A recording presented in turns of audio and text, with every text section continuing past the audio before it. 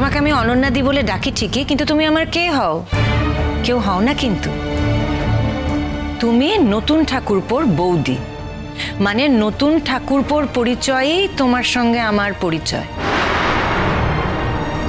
আর এই যে তুমি নতুন ঠাকুরপোর বৌদি, সেইটাই কিন্তু আমাদের আলাপের সূত্র।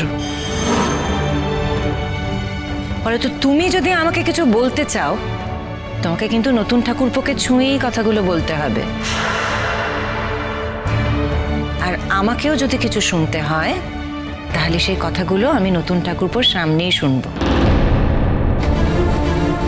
আর আমার মনে হয় তুমি যে কথাগুলো বলতে চাইছো, সেই কথাগুলো নতুন ঠাকুরপোর সামনে পেশ করাটা অনেক বেশি জরুরি।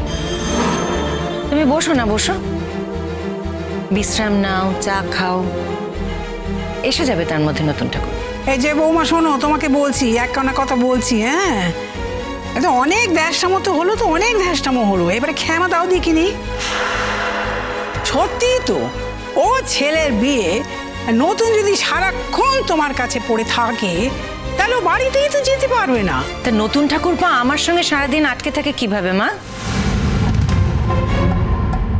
সেই ছবি তুলতে গিয়ে অ্যাক্সিডেন্টলি আমরা যে একটা রাত একসাথে কাটিয়েছিলাম, সেই জন্য বলছেন? না এই যে কোর্টে নিয়মিত আমার সঙ্গে যাচ্ছে, সেই জন্য বলছেন? কোর্টে তো আপনাকেও যেতে হয়, আর নতুন ঠাকুরপোকেও যেতে হয়, তার কারণ নতুন ঠাকুরপোর তো হিয়ারিং থাকে।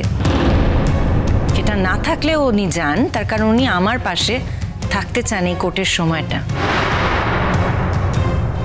আর এই কোর্টের দিনগুলোতে উনি আমার পাশে আছেন বলে উনি যে বিয়ে বাড়িতে যাবেন না, তার কিন্তু কোনো মানে নেই। আমি কিছুতেই বুঝতে পারছি না অনন্যাদি, এই কথাগুলো সরাসরি ওনাকে না বলে তুমি আমার কাছে বলতে এলে কেন? আচ্ছা কমলিনী, এই যে নতুন ঠাকুরপো বলে তুমি কথা বলো, নতুন ঠাকুরপো কথাটা বাদ দেওয়া যায় না? নতুন ঠাকুরপো বলে কিছু ব্যাপার আছে, আর সরাসরি নাম ধরে কথা বললেই তো হয়। ইনফ্যাক্ট আমার বলতে কোনো অসুবিধে নেই, আমি তো মাঝে মাঝে বলিও।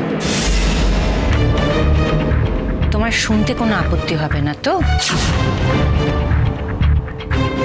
ব্যাপারটা হলো এই যে আমার বিয়েটাই তো এখন ভ্যালিড নয়, সুতরাং বিয়ে সম্পর্কিত সমস্ত সম্বোধনও তো এখন ভ্যালিড নয়, অর্থহীন, মিনিংলেস। সেজন্য আমি কিন্তু মাঝে মধ্যে নতুন ঠাকুরপোকে স্বতন্ত্র বলে ডাকি। আর ঠিক একই কারণে, যেহেতু আমাদের বিয়েটাই এখন ইনভ্যালিড হয়ে গেছে, নতুন ঠাকুরপোও কিন্তু আমাকে মাঝে মাঝে কমলিনী বলে ডাকে। চুপ করবে মা তুমি? প্লিজ চুপ করো। তোমার লজ্জা না থাকতে পারে, আমাদের তো আছে।